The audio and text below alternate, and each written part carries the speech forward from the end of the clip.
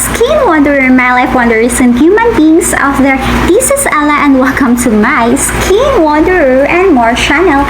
And today, we will wonder one of my favorite, especially during summer. And yes, summer na kasi, so we will wonder cooking the chili garlic oil. So, wet at that.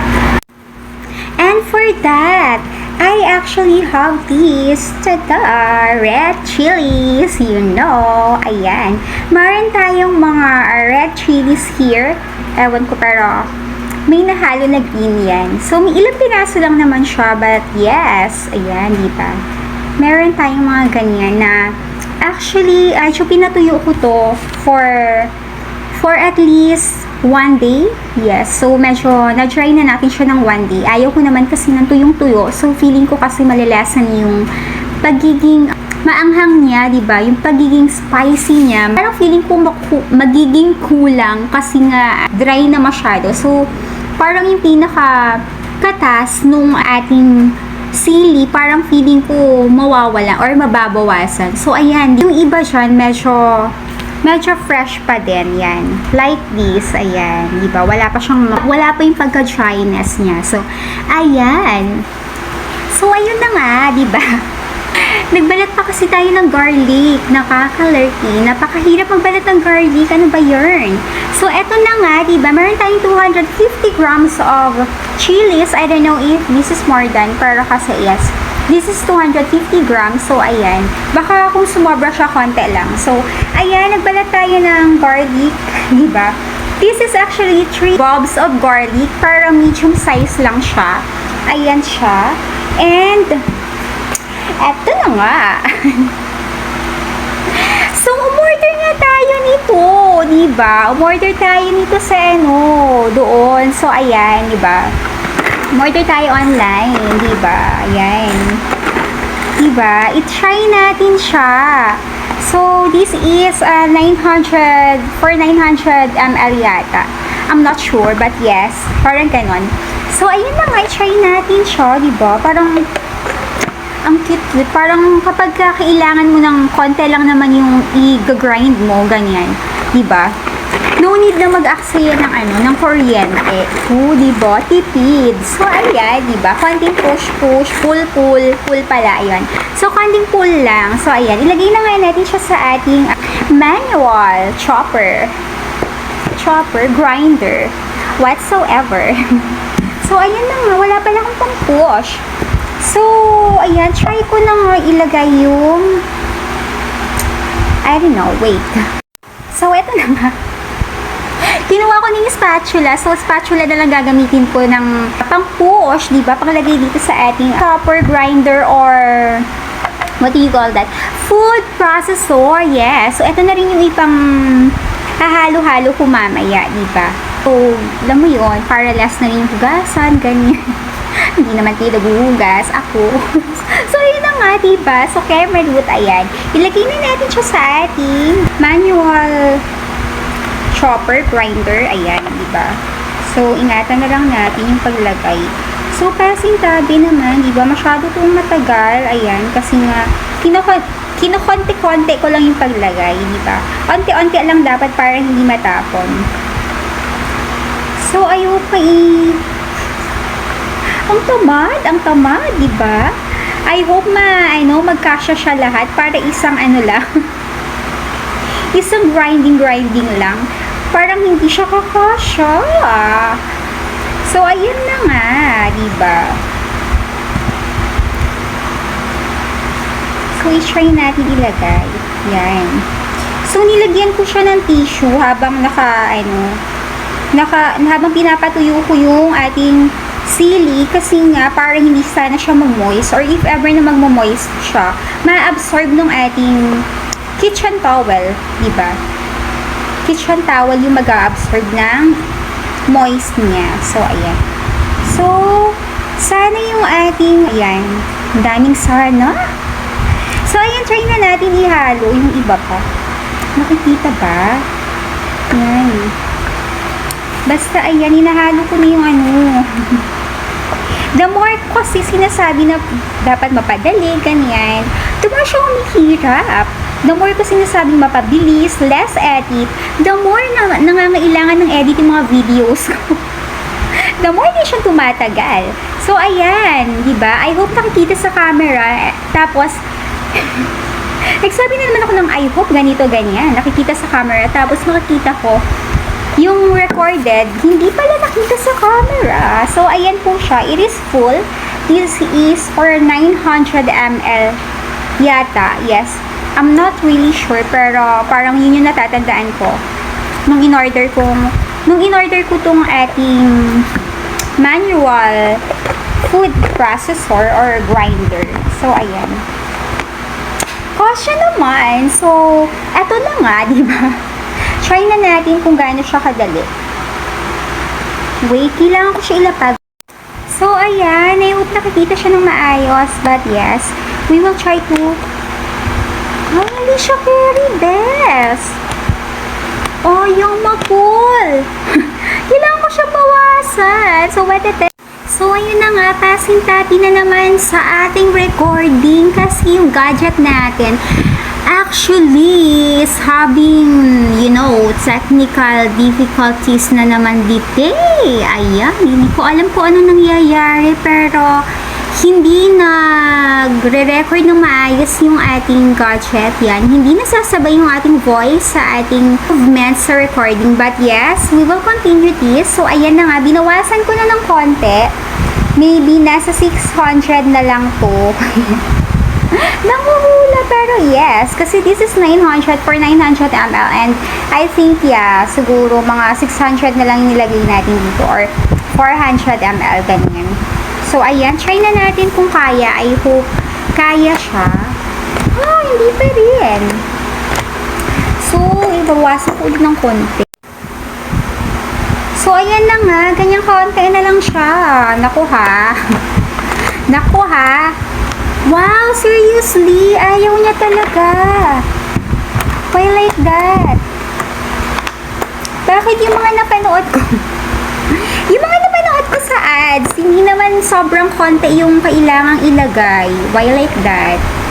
Diba? Hindi naman sobrang konti yung kailangang ilagay. Para ma-process. Bakit ito? What is happening?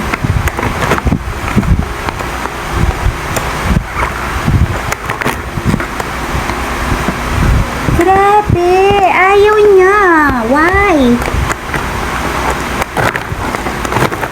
Ayaw niya talaga. At saka sobrang hirap pala. Sobrang hirap pala nito.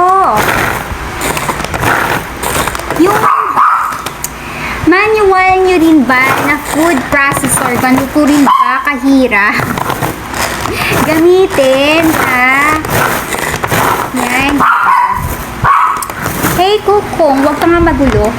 So, ayan. So, I think hindi pa natin siya masyadong nag-grind ng, ng bongga. Pero, this is really difficult to use unexpectedly, you know? So, with it. So, eto na nga, diba? So, hindi na natin siya masyadong ipapakapino. Okay na yan. Okay na to para sa akin. And yes, hindi naman to pang business, diba? So, para lang siya sa akin. So, ayan na nga. And si Mudra kasi hindi siya mahilig talaga sa sobrang maanghang. So, ayan. Diba? So, okay na to. So, ayan. Ililipat ko na lang siya, diba? So, eto na nga yung kanina. Ayan. Sinalin ko na siya.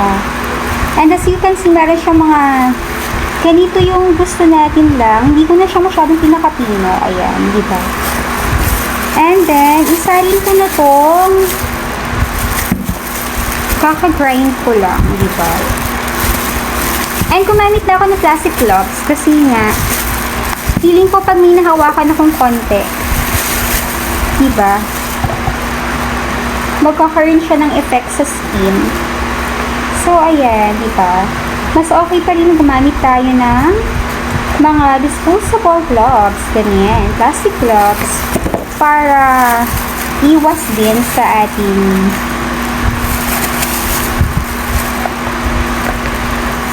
skin, diba? Na pwedeng maging affected or you know, di ba? Dahil maanghang to, pwede siyang makasunog ng skin, ganyan. So, ayan. Diba?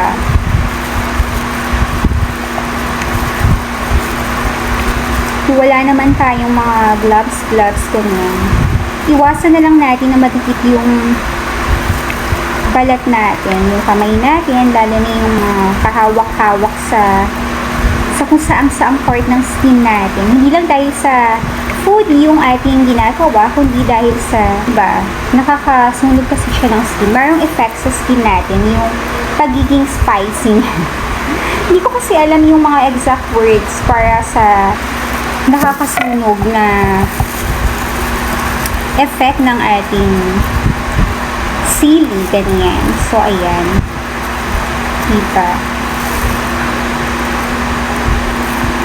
Yan, sinimot ko siya talaga. Natansikan ako ng isang buto sa exage. Pero yes, natansikan kasi ako ng isang buto ng chili natin sa arm. Ayan, diba? So, eto, diba? Eto na siya. Ayan na. Ayan na nga. Ganito siya kadami. So, kuwete.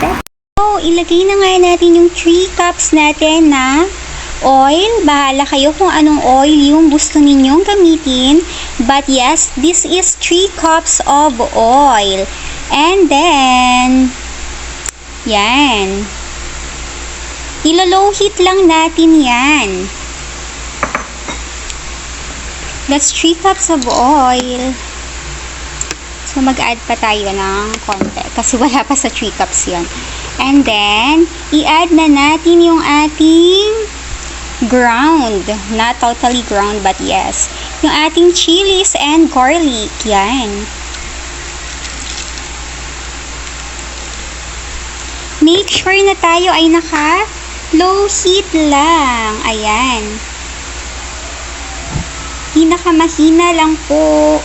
Pinakamahinang apoy lang ang ating gagamitin. And yes, kailangan natin siyang haluin ng haluin. Yan. Para hindi masunog yung ating chilies and garlic. Yan. So, hayaan lang natin siya for at least 20 minutes. Ayan.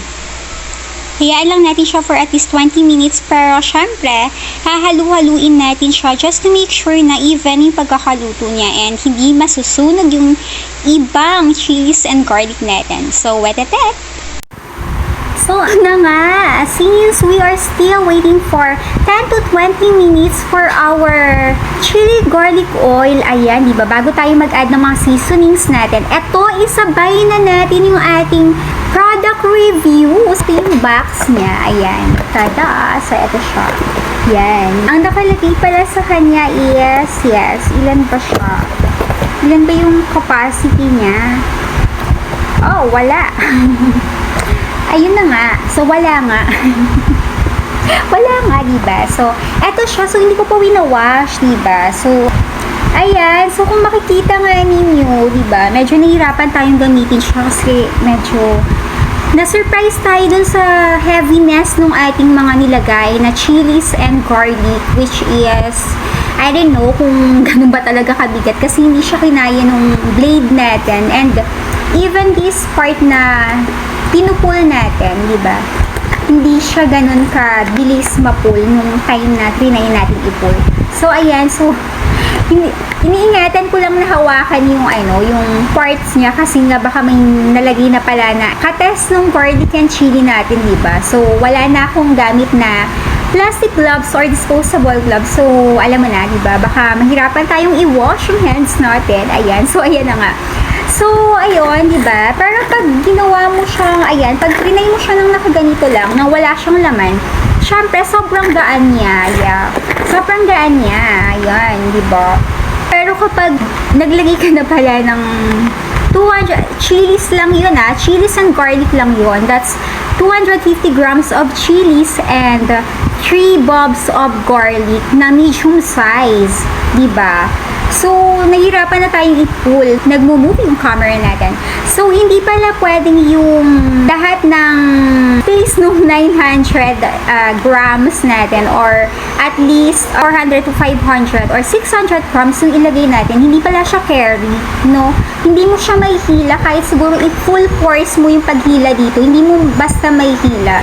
Masyado siyang heavy. Hindi siya kaya nitong pang-pull. So, kung ikaw nagmamadali and gusto mo rin na parang isahang lagayan lang and isahang process lang yung pag-grind sa ating ingredients like those na chilies and garlic natin, di ba? Parang mas okay pa rin gamitin yung tinatawag natin na electric, yes. I think that's much better, yung electric. Pero meron kasi tayong nakita na ibang style, ibang model, di ba? Meron yung pinupush down. I don't know kung mahirap ba siya or something kasi hindi pa natin na-try and hindi ko na i-try. Di ba? Baka maipunan tayo ng mga ganito eh. So, ayun na nga. I think we need more force din dun kasi syempre ipupush down mo yun, di ba? Para mag-move yung blade natin sa loob. So, I think kailangan din ng more force doon. Pero hindi ko alam kung mas effective ba yun kesa dito kasi syempre ipupush down mo yun. So, may possibility na mas effective yun kapag medyo marami yung laman ng ating cup, diba? Kesa dito sa pinupull, diba? Kanina, kitang-kita nyo naman, di ba? Ayaw mag-move nitong pang-pull natin. As in, ayaw niya. Binawasan na natin ng more, di ba? Halos kalahati na yung natira dito. Pero, ang hirap pa rin yung i-pull. So, ayun. I think, nonsense na 900 ml yung capacity niya kung hindi naman natin magagamit yung blade up there or hindi rin naman natin magagamit yung full size nung cup, parang ganon. Sa electric ba, ganito din, hindi pwede yung ganon kapuno, di ba hindi naman? So, ayun na nga, though electric naman kasi yun. So, ayun na nga, di ba? Ano ba? So, eto na nga, di ba? So, kailangan pala dito less than lang ng half ng capacity niya, nung cup, yung pwede natin ilagay. So, 400 ml to 500 ml lang siguro yung pwede na ilagay natin. Hindi ko pa na-try sa ibang ingredients, pero kailangan na natin i-mix ulit yung ating niluluto na chili, garlic, and oil, with oil. So, ayun na nga. So, wetetet. So, ayan na nga sa ating product review. Ayan. Pero, murang-mura lang natin itong nabili. So, ayan na nga. Online ito and with voucher. And this is free delivery na yata. So, yun. Wetetet. And then, add na natin yung 2 tablespoon ng ating vinegar. Yan. Add tayong konti. Feeling ko kulang. So, ayan. So, hindi muna natin nahaluin yan for at least 3 minutes. So, ayan. Watetet. And after 3 minutes nga, na hindi natin hinalo paglagay ng ating vinegar, ayan, haluin na ulit natin siya. Ayan.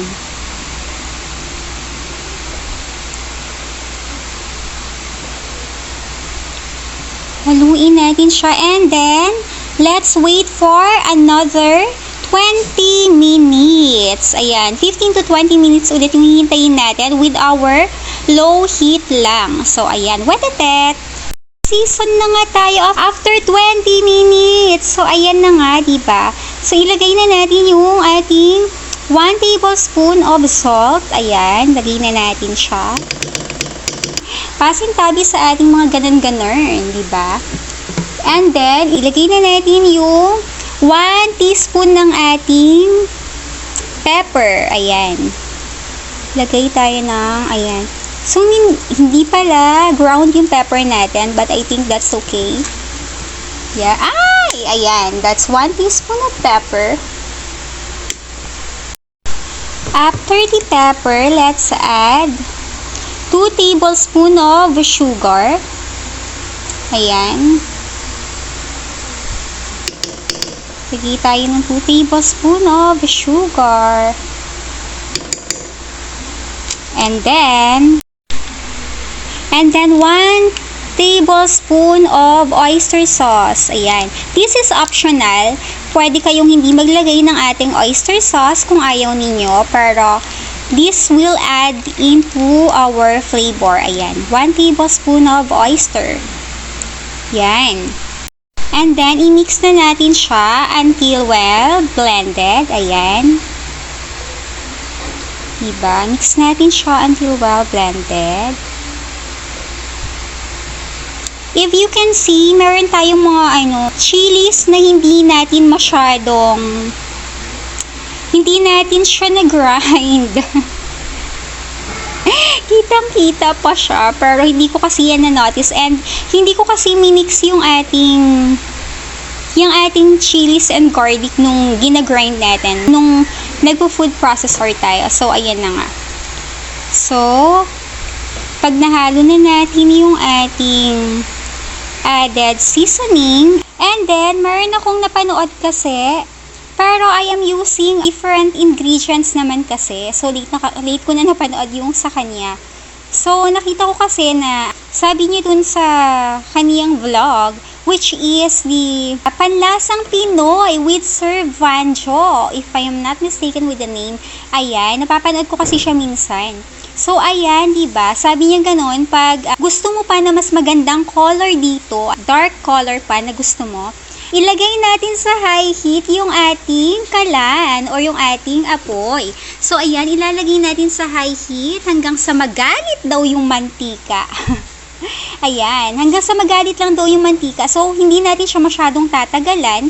At least, few seconds is okay na. Ayan, mga 9 seconds, 10 seconds, okay na yan. So, ayan, dahil galit na yung mantika, ayan, baka pwede na natin siyang patayin, no? So, wet at that. Yan. So, ayan na nga po ang ating chili garlic oil, chili garlic paste, chili garlic sauce. Ayan. Diba? So, pinapalamig ko na po siya. Ayan. Iisalin ko na rin siya ng lagayan. So, wala pa tayong taste test. Ganyan. But, ayan. Diba? So, ayun na nga. So, Skin Wanderer, My Life Wanderers, and human beings out there. See you on the next Wondering. So, babush! And before I forget, I just wanna say thank you to Choco1YT and to Ate Yunes for sending those video clips that I am still using on my videos. And thank you to all of my subscribers and to all of those who haven't subscribed yet. What are you still doing there? Subscribe now. And thanks for watching. See you on the next one. Babush, babush, babush, babush, babush, babush, babush, babush.